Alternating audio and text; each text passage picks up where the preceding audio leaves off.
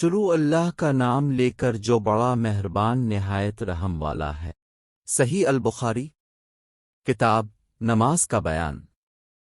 باب اس شخص کی دلیل جس نے یہ کہا کہ نماز کو کوئی چیز نہیں توڑتی۔ حدیث نمبر 515۔ ترجمہ: اسحاق بن ابراہیم، یعقوب بن ابراہیم ابن شہاب کے بھتیجے محمد بن عبداللہ نے اپنے چچا ابن شہاب سے نماز کے متعلق پوچھا کہ اس کوئی چیز توڑ دیتی ہے، تو انہوں نے فرمایا کہ اس کو کوئی چیز نہیں توڑتی۔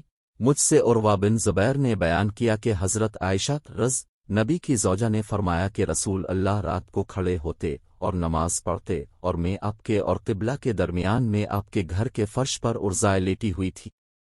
پیارے مسلمانوں، اللہ تعالی ہمیں حدیث پاک سن کر اس پر عمل کرنے کی توفیق عطا فرمائے، آمین۔